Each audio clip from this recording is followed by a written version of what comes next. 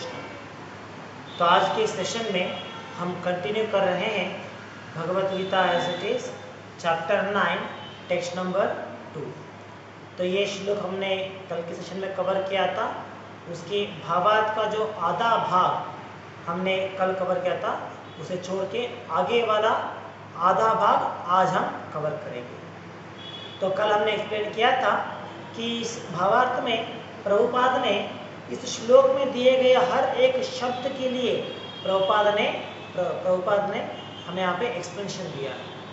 तो प्रभुपाद जब हर एक शब्द का एक्सप्लेन देते हैं तो इसीलिए जो भावार्थ है इतना लंबा, इतना विस्तार हम देख सकते हैं। तो कल के सेशन में हमने इस श्लोक का पहला लाइन, पहली पंक्ति उसे हमने कवर किया था, और आज के सेशन में इसी श्लोक का दूसरे लाइन में जो भगवान कहते हैं इसके बारे में हम समझने का प्रयास करेंगे। तो श्लोक में भगवान कहते हैं राजविद्या राजगुह्यम पवित्रम इदम उत्तम। तो हमने कल कवर किया था किस प्रकार ये जो ज्ञान भगवान यहाँ पे इस अध्याय में देने वाले हैं, ये किस प्रकार से राजविद्या है, किंग ऑफ नॉलेज है, साथ में ये सबसे कॉन्फिडेंशियल नॉलेज है, टॉप मोस्ट सीक्रेट नॉलेज है, और इतना ही नहीं, ये पवित्र भी है, पूर्ण तरीके से शुद्ध है, और ये आध्यात्मिक है, ट्रांसीडेंटल है। तो ये सभी विचार हमने कल समझने का प्रयास किया था। तो आगे भगवान कहते हैं प्रत्यक्षावगमम धर्म्यम सुसुखम कर्तुम अव्ययम। प्रत्यक्षा अवगमन, तो इस ज्ञान को हम कैसे प्राप्त कर सकते हैं, या इस ज्ञान के द्वारा आत्म साक्षात्कार हम कैसे पा सकते हैं। भगवान यहाँ पे कहते हैं प्रत्यक्ष अवगमम, मतलब it gives direct perception of the self by realization. तो आत्मा के बारे में साक्षात्कार जो है, आत्मा के बारे में जो ज्ञान है, ये हमें इस राज विद्या के द्वारा हमें मिल सकता है। और इतना ही नहीं, आगे कहते हैं सुसुखम कर्तुम अव्ययम। सुसुखम, यहाँ पे जो भगवान समझा रहे हैं, इसे अपने जीवन में हम अनुष्ठान करते हुए इसे हम किस प्रकार से निभा सकते हैं। सुसुखम, बहुत ही सरल से, आसानी से, और इतना ही नहीं, बहुत ही खुशी से, आनंद से भरित होते हुए हम इस मार्ग को अपना सकते हैं। सुसुखम कर्तुम अव्ययम। कर्तुम अव्ययम मतलब ये एटर्नल है। ये जो भक्ति योग के बारे में यहाँ पे समझा रहे हैं भगवान, जो राज विद्या यहाँ पे कहा गया है, ये शाश्वत है, एटर्नल है, कभी अंत नहीं होगा। तो भावार्थ में लाइन बाय लाइन हम यहाँ पे इसे समझने का प्रयास करेंगे। तो आज के इस भावार्थ में हम देख रहे हैं प्रभुपाद ने सब समझाते हैं यहाँ पे कि किस प्रकार से इस ज्ञान को प्राप्त करने के लिए जो राज विद्या यहाँ पे कहा गया है, ये डिवोशनल सर्विस, भगवान के धाम में या हमारे स्वरूप स्थिति में हम किस प्रकार की सेवा करते हैं, किस प्रकार के कार्य करते हैं, उसके बारे में यहाँ पे समझाया गया है। और प्रभुपाद यहाँ पे कहते हैं, भगवान भी इस चीज़ को कहते हैं यहाँ पे कि इस प्रकार से डिवोशनल सर्विस में, भक्ति योग में आते हुए वहाँ पे हम उन्नति पाना चाहते हैं, तो उसके लिए कोई भी प्री क्वालिफिकेशन की आवश्यकता नहीं है। प्री क्वालिफिकेशन मतलब क्या है, जैसे अगर आप किसी बच्चे को किसी स्कूल में एडमिशन कराने के लिए जाते हैं, तो वहाँ पे पहले उसका क्वालिफिकेशन देखते हैं। वो सोचते हैं कि क्या ये बच्चा हमारे स्कूल में पढ़ने के लिए लायक है या नहीं। तो उसके लिए उनके पास कुछ क्राइटेरिया होती है, जैसे उनके पिछले साल का जो स्कोर है, पिछले साल का जो उनका फलितांश है, वो 90% से ऊपर होना चाहिए या 80% से ऊपर होना चाहिए। तो इस तरह की क्राइटेरिया होती है। बाद में वो लोग चेक करते हैं कि उनके माता पिता जो है, क्या उन्होंने कितना स्टडी किया है, कितना एजुकेशन उन्होंने कंप्लीट किया है, उन्हें अंग्रेजी आएगा या नहीं आएगा, ये सब कुछ चेक करते हैं। उनके फाइनेंशियल बैकग्राउंड चेक करते हैं, तो क्या ये लोग हमारे जो स्कूल की जो फाइनेंशियल रिक्वायरमेंट है इसे पूरा करने के लिए उनके पास क्षमता है या नहीं। तो इस प्रकार अगर आप एक बच्चे के एडमिशन के जाएंगे तो उसके लिए क्वालिफिकेशन देखा जाएगा। तो जितनी बड़ी संस्था होती है, जितना बड़ा स्कूल होता है, उतनी एक्सपेक्टेशन ज़्यादा होता है कि हमारे यहाँ पढ़ने वाले बच्चे 90% या रैंक होल्डर होना चाहिए, अच्छे फाइनेंशियल बैकग्राउंड से आना चाहिए, उनके माता पिता एजुकेटेड होना चाहिए। इस प्रकार से एक्सपेक्टेशन रहता है। तो देखिए यहाँ पे प्रपोर्शन कैसा है, जो संस्था प्रपोर्शनली बड़ा होता है उसके अनुसार उनके एक्सपेक्टेशन भी, क्वालिफिकेशन भी ज़्यादा होना चाहिए। अगर आप किसी गवर्नमेंट स्कूल में जाएंगे तो आप ये कुछ भी चेक नहीं करते कि आपका एजुकेशन कितना हुआ है, बच्चों पिता का कितना हुआ है एजुकेशन, कुछ भी नहीं देखते। बच्चा आने वाला, बच्चे का उम्र हुआ है, स्कूल में एडमिशन करेगा तो एडमिशन ले लेते। तो इस प्रकार जैसे जैसे उस विद्या संस्था की जो स्टैंडर्ड बढ़ता है तो उनका एक्सपेक्टेशन अपने छात्रों के प्रति वो बढ़ता जाएगा। लेकिन डिवोशनल सर्विस या भक्ति योगा जो टॉप मोस्ट है, यहाँ पे राज विद्या है। कंपैरिजन देखिए आप, ये राज विद्या है, किंग ऑफ नॉलेज है, लेकिन उसे पाने के लिए जो व्यक्ति प्रयास करता है उसके लिए कोई भी क्वालिफिकेशन होने की आवश्यकता नहीं है। No qualification bar at all. ऐसा नहीं है कि हाँ जो लोग ब्राह्मण जन्म लेते हैं, जो जन्मतः ब्राह्मण है सिर्फ वो लोग समझ सकते हैं, या नहीं तो ऐसा नहीं कि जो भारतवर्ष में जन्म लेते हैं सिर्फ वो लोग डिवोशनल का पालन कर सकते हैं। नहीं, ऐसा नहीं कि सिर्फ आदमी इसका पालन कर सकता है, औरत नहीं कर सकती है। कुछ भी क्वालिफिकेशन को देखते नहीं यहाँ पे। ऐसा नहीं कि आपको पहले इतने शास्त्रों को पढ़ना पड़ेगा, समझना पड़ेगा, इतने उपन्यासों का अध्ययन करना पड़ेगा, बाद में आप भक्त बन सकते हैं। कुछ भी क्वालिफिकेशन यहाँ पे चेक नहीं किया जाता। तो इस प्रकार डिवोशनल सर्विस जो सभी प्रकार के ज्ञान में सर्वश्रेष्ठ कहा गया है, राज विद्या कहा गया है, लेकिन उस राज विद्या को पाने के लिए जो प्रयास करते हैं उनके पास कोई भी क्वालिफिकेशन होने की आवश्यकता नहीं होता। अगर इसकी कॉन्ट्रडिक्शन में अगर हम देखेंगे तो भौतिक संसार में क्या होता है, जितनी बड़ी संस्था है तो उनके पास आने वाले छात्रों की क्वालिफिकेशन भी उतना ही ज़्यादा होना चाहिए, तब जगह वहाँ पे ज्ञान पा सकते हैं।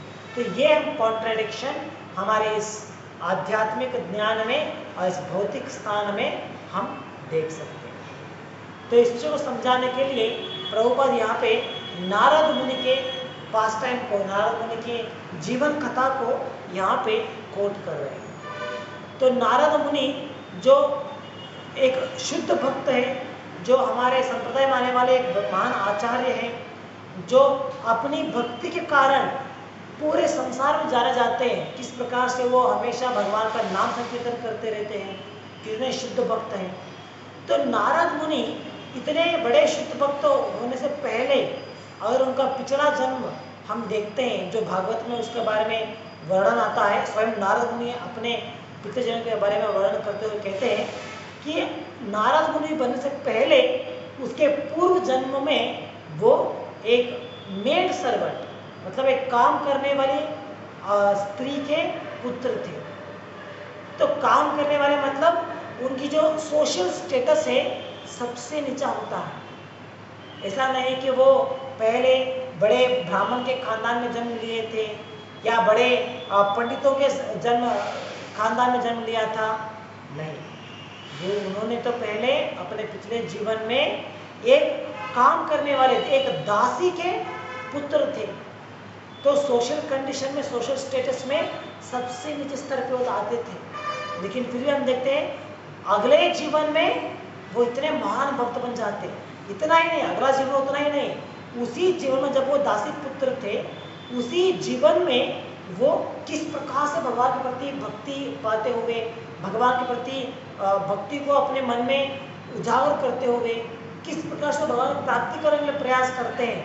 तो ये सब कुछ देखने पर हमें समझ में आ जाता है कि हाँ, शुद्ध भक्त बनने के लिए या भक्तियों का पालन करने के लिए हमारे पास किसी भी प्रकार की क्वालिफिकेशन आवश्यकता नहीं होता, किसी भी क्वालिफिकेशन को चेक नहीं करते। चाहे वो एक दासी पुत्र हो सकता है, वो भी भगवान का शुद्ध भक्त बन सकता है। चाहे वो एक ब्राह्मण का पुत्र हो सकता है, वो भी भगवान का शुद्ध भक्त बन सकता है। तो ये कृष्ण भावनामृत का या कृष्णा कॉन्शियसनेस का एक महत्व है। Without qualification he can attain the highest stage. तो इसी एग्जाम्पल हमें नारद मुनि के बारे में देते हैं। तो जैसे हम कह रहे थे, नारद मुनि अपने पिछले जीवन में वे एक दासी के पुत्र थे।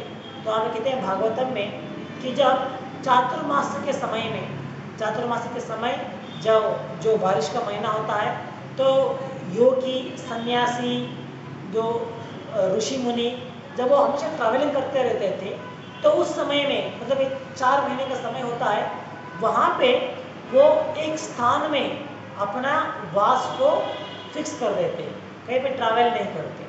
तो इस प्रकार एक बार ऐसा होता है कि नारद मुनि के माँ, उनकी जो माता जी थे, तो वो एक दासी थे, मेड सर्वेंट। तो उनके पास एक अवसर मिलता है जहाँ पे चातुर्मास के समय वहाँ पे एक कुछ सेजस, वहाँ पे कुछ ऋषि मुनि तपस्वी वहाँ पे ठहर जाते हैं और लगातार 4 महीना उनकी सेवा करने का एक अवसर उनके माता जी को प्राप्त होता है। तो उनके साथ साथ नारद मुनि भी जो एक छोटे बालक थे अपने पिछले जीवन में, तो वो भी अपने माँ के साथ मिलते हुए उन ऋषि मुनियों का सेवा करते थे। जो भी वो खाना खाने के बाद जो थालियों को वॉश करना, ऋषि मुनियों जो आवश्यकता है उसे प्रोवाइड करना, इस पर से उनकी सेवा करते थे। और एक बार कहते हैं कि जब वो उनकी परमिशन लेते हुए उनकी जो थाली में छोड़ा हुआ पदार्थ होता है, प्रसाद होता है, उसे वो स्वीकार करते हुए उनकी परमिशन लेते हुए, तो इस प्रकार उन भक्तों के संग में रहते हुए, उनकी प्रसाद को ग्रहण करते हुए, उनके द्वारा छोड़ा गया प्रसाद को ग्रहण करते हुए, उनकी आश्रय में उनकी सेवा करते हुए, उनके मन में भी भगवान के प्रति भक्ति उत्पन्न होता है। तो वो भी उन भक्तों के संग में रहते हुए, शुद्ध भक्तों के संग में रहते हुए, वो भी इतने शुद्ध भक्त बन जाते हैं कि वो भगवान को प्राप्ति करने के लिए निकल पड़ते हैं। तो इस प्रकार नारद मुनि के इस एग्जाम्पल के द्वारा, उनके उदाहरण के द्वारा हमें समझाया गया है कि भक्ति करने के लिए या शुद्ध भक्त बनने के लिए कोई भी क्वालिफिकेशन ज़रूरत नहीं है, देखा नहीं जाता।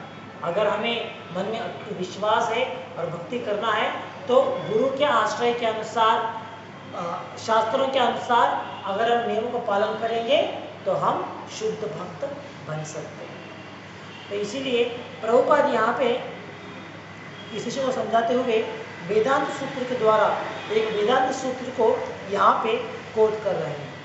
यहाँ पे कहते हैं प्रकाशश्च कर्मणि अभ्यासात्। इसका मतलब क्या है? Devotional service is so potent that simply by engaging in the activities of devotional service one becomes enlightened without a doubt. तो देखिए, डिवोशनल सर्विस इतना पोटेंट है, भक्ति योगा इतनी क्षमता उसमें है कि अगर एक भक्त संपूर्ण तरीके से भक्ति योग का पालन करता है तो सभी प्रकार का ज्ञान वो हासिल कर सकता है विदाउट अ डाउट। तो इसके लिए बेस्ट एग्जाम्पल यहाँ पे कोट करते हैं नारद मुनि के बारे में। तो आगे प्रभुपाद कहते हैं,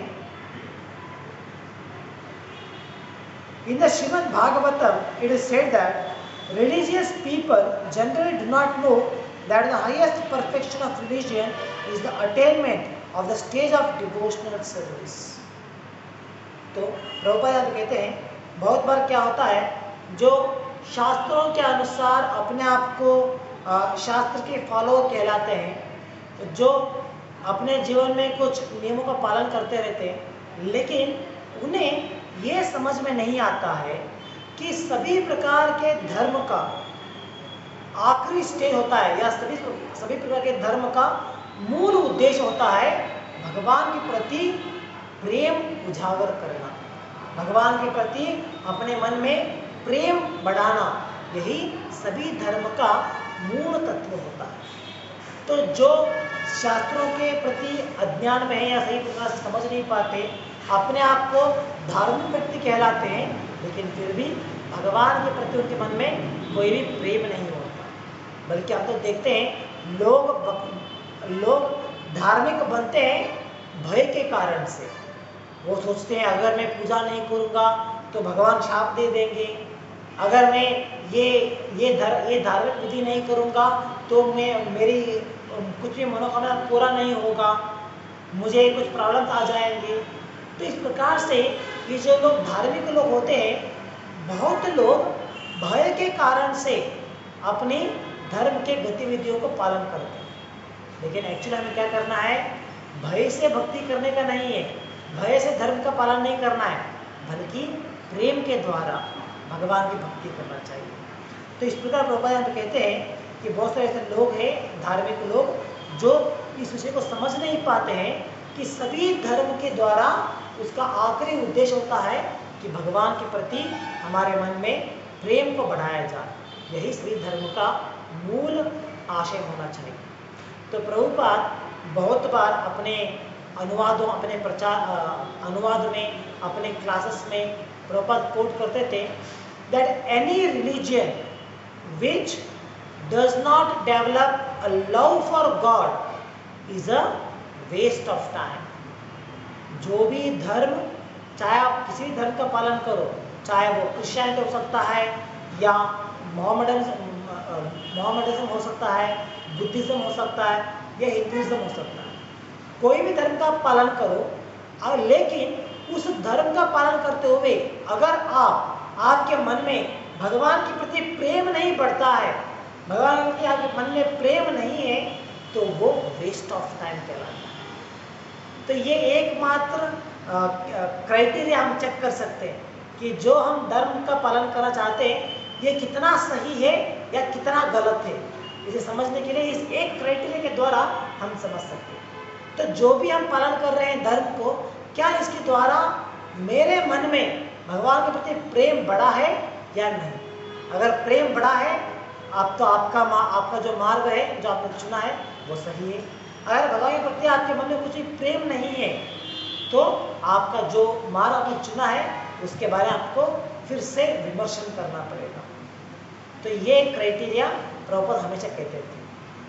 तो कुछ लोग हो सकते हैं, कुछ लोग अपने अहंकार के कारण से वो लोग कहेंगे कि नहीं, मैं जो भी धर्म का पालन करता हूँ इसके द्वारा मुझे भगवान के प्रति बहुत प्रेम है, मैं बहुत प्रेम से भगवान के लिए भक्ति करता हूँ। लेकिन वो सच में भगवान के प्रति प्रेम है या नहीं, ये कैसे मालूम पड़ता है। जैसे आप एग्जाम्पल लीजिए एक धर्म के लोगों को जो कहते हैं कि हमें भगवान के प्रति बहुत प्रेम है, लेकिन उनके मन में सच में भगवान के प्रति प्रेम है या नहीं, ये कैसे मालूम पड़ता है। इसके लिए प्रभुपाद कहते हैं कि जब हमारे मन में या हमारे हृदय में भगवान के प्रति प्रेम होता है, तो ऑटोमेटिकली वही प्रेम सभी जीवियों के प्रति हम प्रदर्शित कर सकते हैं। सभी जीवियों के प्रति भी हमारे मन में प्रेम उद्भव होता है, ये ऑटोमेटिक है। क्या कारण है? क्योंकि भगवान के ही अंश है ये सभी जीव। जो भी हम जीवों को देखते हैं, ये सभी जीव भगवान के विभिन्न अंश हैं। तो अगर आप भगवान को प्रेम करते हैं, तो भगवान के सभी जीवियों को भी हमें प्रेम करना होता है। ये लॉजिकली सही है। जैसे मान लीजिए, मैं आपको एक एग्जांपल देता हूँ। अगर आपके एक मित्र है, बहुत बढ़िया मित्रता है आपके उनके बीच में, वेरी क्लोज फ्रेंड है, और अगर मान लीजिए आप एक बार उनके घर जाते हैं उनसे मिलने के लिए, और उनके घर में उन्होंने एक कुत्ते को पाला है, तो उनके घर में उन्होंने एक कुत्ते को पाला है, और वो व्यक्ति अपने कुत्ते से बहुत प्रेम करते हैं, उसका बहुत ही ख्याल रखते हैं, बहुत सम्मान के साथ उसे बात करते हैं या उसे केयर करते हैं। वो कुत्ता भी उनके साथ घर में घूमता है, घर में ही रहता है उनके साथ, तो बहुत ही प्रेम है उन दोनों के बीच में। तो आप उनके घर में जाएंगे आपको अपने मित्र के प्रति बहुत ही आदर है, बहुत प्रेम है, लेकिन आप किसी भी प्राणियों को प्रेम नहीं दिखाते। जैसे कहते हैं ना, कुछ लोगों को पेट्स देखे तो एलर्जी होता है, अरे आई डोंट लाइक देम, जैसे कुत्ते को या बिल्ली हमें अच्छे नहीं लगते कुछ लोगों को। तो मान लीजिए जब आप उनके घर में जाते हैं, अपने मित्र के साथ आप अच्छे से बात कर रहे हैं, लेकिन उसके कुत्ते को आप इग्नोर करेंगे, यानी कि उसे क्रिटिसाइज करेंगे कि अरे ये क्या कुत्ता है, ये तो अच्छा नहीं दिखता है, आई डोंट लाइक इट। तो इस बात से उसे आप बुरा बर्ताव करेंगे उसके प्रति, उसे पत्थर लेके मारोगे या उसे भगाने का प्रयास करोगे, तो क्या होगा, आपके मित्र को आपके प्रति प्रेम नहीं आएगा। ऐसा ही नहीं, वो कहेगा if you love me you should love my dog also. ये इंग्लिश में प्रॉवर्ब है एक्चुअली।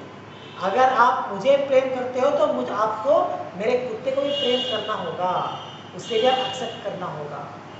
अगर आप नहीं करोगे तो क्या होगा, आप जो प्रेम दिखाते हैं आपके मित्र के प्रति वो मायने नहीं रखता। तो इसी प्रकार ये लॉजिकली आप देख सकते हैं, ये सही है। अगर आप उसके कुत्ते को मिसहैंडल करोगे तो वो आपके प्रति गुस्सा होते हैं, आपको वहाँ से भागने के लिए कहते हैं, आप वहाँ से निकाल देते हैं घर से। तो इसी प्रकार अगर हमें भगवान के प्रति प्रेम है, भगवान के प्रति हमारे मन में आदर है, प्रेम है, तो भगवान के जो सभी जीवी है उनके प्रति भी हमें प्रेम होना चाहिए। तब जाकर भगवान के प्रति जो हमारा प्रेम है वो सही कहलाता है। हम ये नहीं कह सकते कि हाँ मेरे धर्म के द्वारा मुझे भगवान के प्रति प्रेम तो आया है, लेकिन मैं इन लोगों से प्रेम नहीं करता, मुझे वो लोग अच्छे नहीं लगते, ये इन लोगों को देखे तो काटने का मन होता है, इन लोगों को मारने का मन होता है, और दूसरे जीवों अगर देखेंगे तो उन्हें खाने का मन होता है, इसे मार के खाएंगे, उसे मार के खाएंगे। तो मतलब क्या है, आपका प्रेम जो है वो गलत है। आपको भगवान के प्रति एक्चुअली प्रेम नहीं है, बल्कि ये भय है। तो ये आपका अंधविश्वास है। तो इस प्रकार से हम समझ सकते हैं। तो इसीलिए प्रभुपाद हमसे कहते थे, if you love God then you should love every living entities, सभी जीवियों, क्योंकि सभी जीवी भगवान के ही अंश हैं, तो इसलिए उन्हें भी हमें प्रेम करना होगा। तो जो भी धर्म का हम पालन करते हैं, अगर उस धर्म के द्वारा भगवान के प्रति हमारे मन में प्रेम उठता है तो वो धर्म सही है। अगर प्रेम नहीं उठता है तो आपको आपके मार्ग के बारे में, आपके जो आप फॉलो कर रहे हैं उसके बारे में आपको फिर से सोचना पड़ता है। तो इसीलिए प्रभुपाद यहाँ पे इस भावार्थ में कोट कर रहे हैं कि किसी भी धर्म का पालन हम करते हैं तो उसका अंतिम आशय होता है, अंतिम स्टेज होता है भक्ति को प्राप्त करना, भगवान के डिवोशनल सर्विस को प्राप्त करना ही सभी प्रकार के धर्म का आखिरी स्टेज होता है। तो आगे हमें प्रभुपाद कहते हैं, this process is so potent that even without performing the religious process regularly one can rise to highest perfection. तो देखिए, भक्ति योग इतना महान है, इतना उसका स्टेज है कि किसी भी प्रकार के धर्म के नियमों का पालन ना करते हुए भी भक्ति में हम हाईएस्ट परफेक्शन को प्राप्त कर सकते हैं। जो वही उदाहरण देख सकते हैं, जैसे नारद मुनि अपने पिछले जीवन में वो उन्होंने किसी प्रकार का लगातार से यज्ञ करते हुए, या नहीं तो ब्राह्मणों की तरह वो भी अपने जीवन में उपनयन को स्वीकार करते हुए, गायत्री मंत्र का जप करते हुए, कुछ भी उन्होंने नहीं किया था, फिर भी शुद्ध भक्तों के संग में उन्हें भक्ति करने के अवसर मिलता है। शुद्ध भक्तों के संग में उन्हें शुद्ध भक्ति प्राप्त होता है।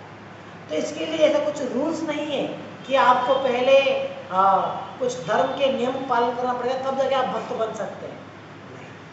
भक्ति में आने के बाद नियम करना पड़ता है, भक्ति में आने के बाद भक्ति योग का नियम पालन करना पड़ता है, वो सही है। लेकिन भक्ति योग को आने के लिए किसी भी प्रकार के नियम का पालन करने का आवश्यकता नहीं है, या उसकी रिक्वायरमेंट या क्वालिफिकेशन होने का जरूरत नहीं है। प्रभुपाद कहते हैं, आचार्यान पुरुषो Vedha, one who is in association with great acharyas, even if he is not educated, or has not studied the Vedas can become familiar with all the knowledge necessary for realization. तो एक अगर एक गुरु के आश्रय में शुद्ध भक्त के आश्रय को स्वीकार करते हुए उनके द्वारा अगर हम भक्ति करने का प्रयास करते हैं तो हमारे कोई भी प्री क्वालिफिकेशन देखा नहीं जाता कि क्या हमने पीएचडी किया है या हमने वेदांत सूत्रों को पढ़ा है, समझा है, बायट किया है, कितना हमने शास्त्र पढ़ा है, कुछ भी चेक नहीं किया जाता।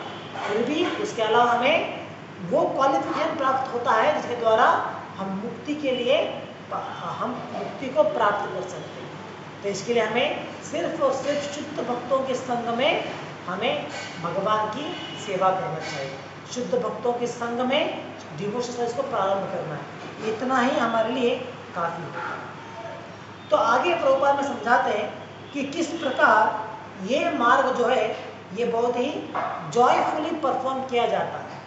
जैसे भगवान कहते हैं सुसुखम, सुसुखम मतलब क्या है, वेरी हैप्पीली परफॉर्म और वेरी जॉयफुली परफॉर्म। देखिए यहाँ पे भी हम समझ सकते हैं कि भौतिक संसार में जो हाईएस्ट स्टेज कहा जाता है उसे प्राप्त करने के लिए बहुत कठिन रास्ते से हमें गुजरना होता है। उसे प्राप्त करने के लिए जो मार्ग है वो बहुत ही कठिन होता है, बहुत ही तपस्या भरित होता है ना। जैसे फॉर एग्जांपल अगर एजुकेशन में हाईएस्ट एजुकेशन एक हाईएस्ट स्टैंडर्ड का एजुकेशन अगर हम देखेंगे, फॉर एग्जांपल कोई आईएएस ऑफिसर बनना चाहते हैं तो उस आईएएस या आईपीएस ऑफिसर बनने के लिए जो स्थान है आईएएस ऑफिसर का वो सबसे हाईएस्ट है। तो अगर कोई विद्यार्थी आईएएस ऑफिसर आईएएस एग्जाम में पास होता है, वहाँ पे अगर वो अच्छी मार्क्स लेता है, जैसे भी रिसेंटली मार्क्स का यह आया था कि इतने लोगों ने इतना मार्क्स लिया है, कुछ लोग 400 रैंक में हैं, कोई कर्नाटक में फर्स्ट रैंक में आया है। तो इस प्रकार अगर कोई यूपीएससी एग्जाम्स में टॉप मोस्ट रैंक पाना चाहते हैं तो उन्हें बहुत ही कठिन मार्ग से गुजरना पड़ता है ना, क्योंकि उनका जो गोल है यूपीएससी क्लियर करना वो इतना श्रेष्ठ है, इतना टॉप मोस्ट क्या लगता है वो, तो इसीलिए उसे प्राप्त करने के लिए जो मार्ग है वो बहुत कठिन होता है, बहुत मुश्किलों से। जैसे वो कहते हैं ना, वो कहते हैं कि हम हर दिन 6 घंटा पढ़ते थे, 8 घंटा पढ़ते थे, कोई फैमिली फंक्शन को नहीं जाते थे, फ्रेंड्स के साथ कहीं बाहर नहीं जाते थे, सिर्फ हम मिलकर पढ़ते थे। तो इस प्रकार से लगातार परिश्रम करने के बाद, कठिन परिश्रम करने के बाद हमने ये एग्ज़ाम को क्लियर किया है। तो इसका मतलब हमें इसके दौरान क्या समझ सकते हैं कि भौतिक संसार में जो हाईएस्ट प्लेटफॉर्म होता है, जो सबसे ऊंचा प्लेटफॉर्म होता है, उसे पास करने के लिए, उसे प्राप्त करने के लिए बहुत कठिन मार्ग से गुजरना पड़ता है। ये हमारे एक्सपीरियंस है। लेकिन यहाँ पे हम देख सकते हैं, यहाँ पे आध्यात्मिक जीवन में ये कंप्लीटली अपोजिट है एक्चुअली। यहाँ पे डिवोशनल सर्विस जो टॉप मोस्ट कहा जा रहा है, जिसे स्वयं भगवान ऐसे कहते हैं कि ये राज विद्या है, is the king of all knowledge. लेकिन उसे प्राप्त करने का मार्ग जो है वो कुछ भी कठिन नहीं है। Very happy it is perform, joyful it is perform, सुसुखम। तो देखिए कि ये कैसे पॉसिबल हो सकता है ना। मार्ग इतना सरल है, इतना आनंद से भरा हुआ है, लेकिन उसका जो गोल है वो सबसे हाईएस्ट है, भौतिक जीवन के किसी भी स्तर से भी हाईएस्ट है। जैसे आप कोई आईएएस ऑफिसर या आईपीएस ऑफिसर बनते हैं, इससे भी 100 गुना ज़्यादा इसका स्थान होता है, वो है शुद्ध भक्ति का। इस प्रकार इतने बड़े स्थान को प्राप्त करने के लिए जो मार्ग है इतना आनंद भरित है, इतना सरल है। क्यों, क्या कारण है इसका? तो इसके लिए प्रभुपाद कहते हैं डिवोशनल सर्विस कंसिस्ट ऑफ श्रवणम कीर्तनम विष्णु। So one can simply hear the chanting of the glories of the Lord, or can attend philosophical lectures on transcendental knowledge given by authorized acharyas. तो देखिए मार्ग इतना सरल है। यहाँ पे भक्ति को हम क्या करते हैं, नवविधा भक्ति का पालन करते हुए वहाँ पे हम क्या करते हैं, श्रवणम, हियरिंग करते हैं। श्रवण करना क्या मुश्किल का काम है क्या? कुछ नहीं है। जैसे आप लोग बैठे हैं, कुछ लोग बैठे सुन रहे हैं, कुछ लोग काम करते हुए सुन रहे हैं, कुछ लोग ट्रैवलिंग करते हुए सुन रहे हैं। तो इस प्रकार जो भी आप कार्य करते हैं उसके साथ साथ आप श्रवण कर सकते हैं, हियरिंग कर सकते हैं। इसके साथ साथ आप चांटिंग करते हैं, चांटिंग करते हुए हम उसे श्रवण करते हैं। क्या इसमें कुछ बड़ा तपस्या है? क्या हमें पूछा गया है कि आप घर बार छोड़ के हिमालय में आके बैठ जाइए, वहाँ पे बैठ के आपको चांटिंग करना पड़ेगा? कुछ भी नहीं। हमें तो कहते हैं आप कहीं भी रहिए, घर में रहो, काम करते रहो, ट्रैवलिंग करते रहो, चांटिंग करो, बस चांटिंग करो, उसे सुनो, श्रवण करो। तो इस प्रकार इतना आसान मार्ग है। और इतना ही नहीं, आगे भी कहते हैं कि अन्य मार्गों की तरह हमें यहाँ पे ऑस्ट्रिच का पालन करते हुए खाना नहीं खाना है, सिर्फ श्वास के द्वारा जीवन बिताना है, या जंगलों में रहते हुए वहाँ पे सिर्फ कुछ फलों को, पत्तों को खा के उसके द्वारा हमें जीवन बिताना है। कुछ भी नहीं। यहाँ पे तो स्वादिष्ट भोजन मिलता है हमें। हर प्रकार के स्वादिष्ट भोजन को हम भगवान को ऑफर कर सकते हैं और प्रसाद के रूप में हम ग्रहण कर सकते हैं। तो इतना सरल मार्ग है डिवोशनल सर्विस। तो इसीलिए इस मार्ग को इतने आनंद भरित से, जॉयफुली इसे हम परफॉर्म कर सकते हैं। तो ये स्वयं भगवान की वाक्य है। भगवान कहते हैं सुसुखम कर्तुम अव्ययम। तो इस भक्ति योग को, इस राज विद्या को आप कैसे एग्जीक्यूट कर सकते हो? वेरी हैप्पीली आप इसे एग्जीक्यूट कर सकते हो। तो प्रभुपाद बहुत बार अपने शिष्यों को दिखाते हुए लोगों से कहते थे, जो विजिटर होते थे, जो नए लोग होते थे, तो उन्हें प्रभुपाद कहते थे, you can see my disciple, मेरे शिष्यों को आप देख सकते हैं कितने आनंद से वो लोग भक्ति कर रहे हैं, है ना? कुछ भी ऑस्टिटी नहीं है यहाँ पे। आराम से चांटिंग करते हुए, डांस करते हुए, नाचते हुए, नृत्य करते हुए, पेट भर के प्रसाद ग्रहण करते हुए, इतना आनंद से वो लोग भक्ति करते हैं। और इसके साथ साथ इतना एडवांस भी हो रहे हैं, भगवान के प्रति उनके मन में प्रेम उभर रहा है, भगवान के नाम जप करते हैं, शास्त्रों का अध्ययन कर रहे हैं, ज्ञान को प्राप्त कर रहे हैं, प्रचार कर रहे हैं, सब कुछ करते हैं। तो इतना आसान है एक्चुअली। उन्हें आप देख के आप समझ सकते हैं, प्रभुपाद कहते थे इस विषय को, उन्हें देख के आप समझ सकते हैं कि भक्ति कितना सरल है, कितना आनंद भरित है। तो इसी यही भक्ति योग का या डिवोशनल सर्विस का एक प्लस पॉइंट है, that it is performed very joyfully without any much austerity. Prabhupada यदि यहाँ पे हम ऑस्टेरिटी मतलब क्या में क्या कहा गया है, सवेरे जल्दी उठ जाइए ब्रह्म मुहूर्त में, जैसे सवेरे 4 बजे 4:30 बजे उठना है, तो ये एक ऑस्टेरिटी है। हमें 4 नियम पालन करने दे जाते हैं, उसे पालन कर रहा है, ये एक ऑस्टेरिटी है। और हर दिन 16 बार जप करना है, ये एक ऑस्टेरिटी है। अगर हम अलग योगा पद्धति को देखेंगे तो उसके मुकाबले ये कोई ऑस्टेरिटी नहीं कहलाता है। हमें ये नहीं कहते हैं कि चारों तरफ आग लगा के बीच में बैठे तपस्या करना है, नहीं। या नहीं तो पानी में, तो पूरी ठंड के समय में पानी के अंदर डुबकी लगा के वहाँ पे तपस्या करना है, कुछ भी नहीं। अन्य योग मार्गों को आप छोड़ दीजिए। कोई भौतिक व्यक्ति को आप देखिए कितना कष्ट उठाते हैं, सवेरे से लेके शाम तक, रात तक अपना पसीना निकालते हुए काम करते हैं, इतना मुश्किल से काम करते हैं, और उसी तरह उन्हें फल लेते हैं, जीवन को एंजॉय करने का प्रयास करते हैं, लेकिन फिर भी अपने जीवन को एंजॉय नहीं कर पाते। फिर भी उन्हें लगता है हमारे जीवन में कुछ तो कमी है, कुछ तो लैकिंग है, जीवन में कुछ आनंद ही नहीं है। लोग आनंद ढूंढने के लिए फिर से जाके कुछ शराब पीते हैं, सिगरेट पीते हैं, या जुआ खेलते हैं। क्यों? क्योंकि कोई भी कार्य कर रहे हैं फिर भी आनंद नहीं मिल रहा है उन लोगों को। तो इतना मुश्किल है जीवन में आनंद पाना।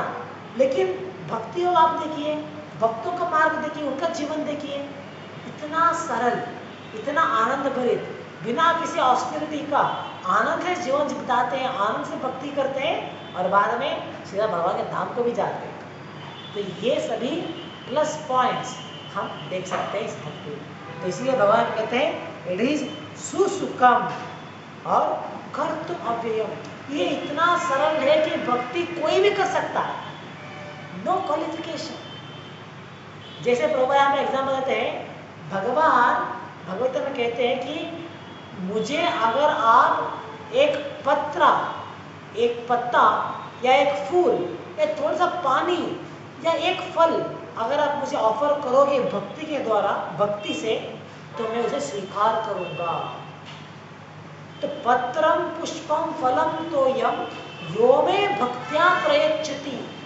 भक्ति के द्वारा, भक्ति के साथ अगर हम इस छोटी सी पेट को भी अगर हम देंगे भगवान को, तो भगवान उसे स्वीकार करते हैं। भगवान ये नहीं कहते हैं कि अरे मुझे चांदी के थाली में खाना चाहिए, मुझे रसगुल्ला, रसमलाई या बड़े स्वादिष्ट भोजन चाहिए, कुछ भी नहीं मांगते भगवान।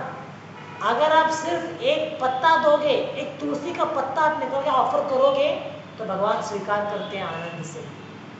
तो भगवान की भक्ति करना इतना सरल है, कोई भी व्यक्ति कर सकता है, चाहे वो कितना भी पॉवर्टी स्टिकन हो, कितना ही पॉवर्टी में वो रहो, फिर भी वो भक्ति कर सकता है। प्रभुपाद कहते थे कि अगर आपके पास कुछ भी नहीं है, तो आप किसी कहीं से एक तुलसी का पत्ता निकाल के भगवान को ऑफर कर दीजिए, काफी आप भक्ति कर रहे हैं।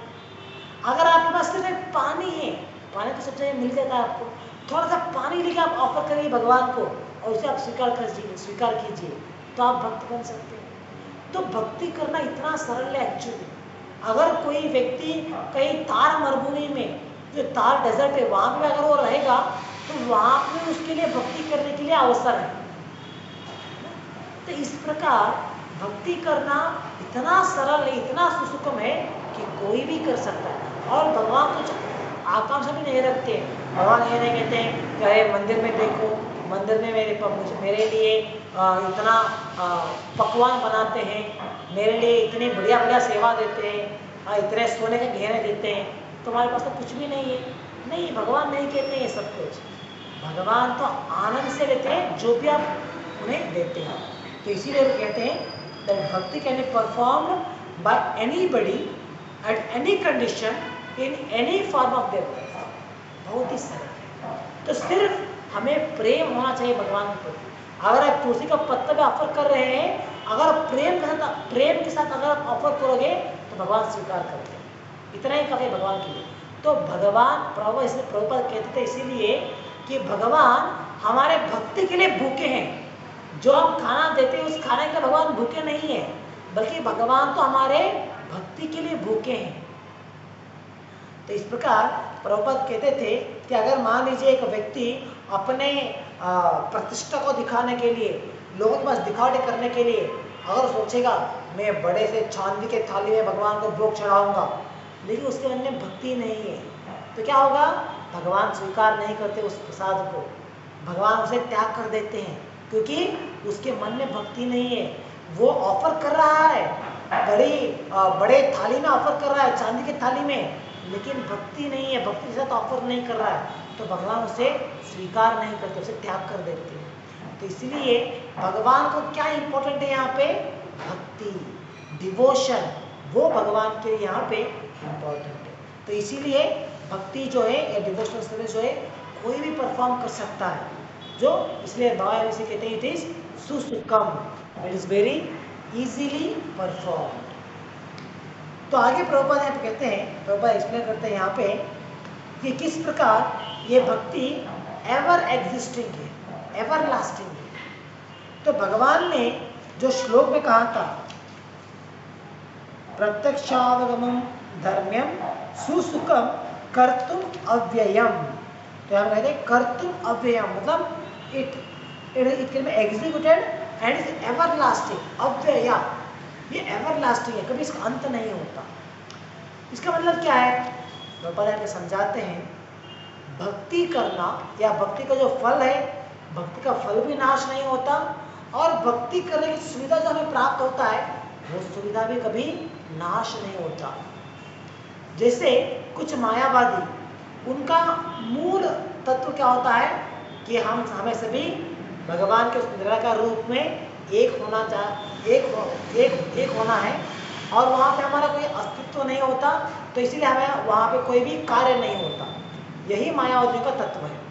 तो वो लोग सोचते हैं कि भौतिक संसार में जब तक हम रहते हैं, अगर यहाँ पे रहते हुए अगर हम कोई भी आप कार्य कीजिए, आप भक्ति कीजिए, भजन कीजिए या मूर्ति पूजा कीजिए, आप जो भी करोगे ना, ये सब कुछ निमित्त मात्र है, ये सब कुछ टेम्पररी है।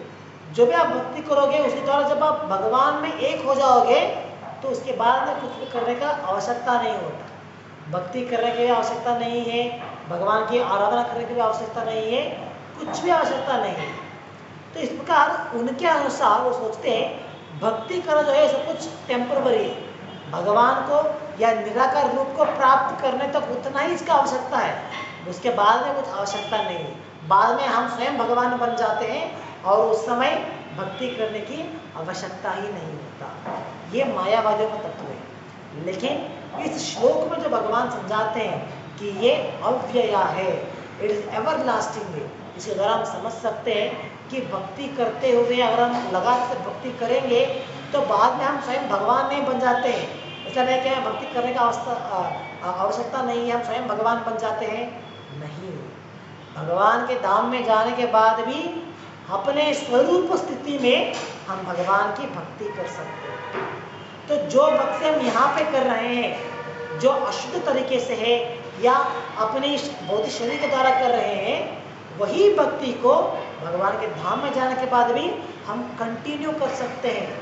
वहाँ पे अपने स्वरूप स्थिति में शुद्ध भक्ति को हम कर सकते हैं।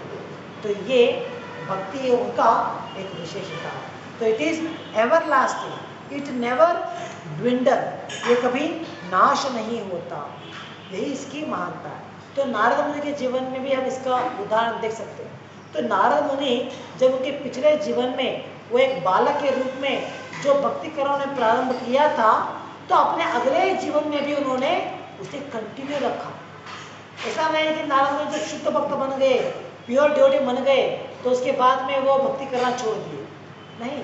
वो इधर लगातार से भगवान का नाम जप करते हैं, कहीं भी जाते हैं तो भगवान का नाम जप करते हुए जाते हैं, लोगों को प्रचार करने के लिए जाते हैं।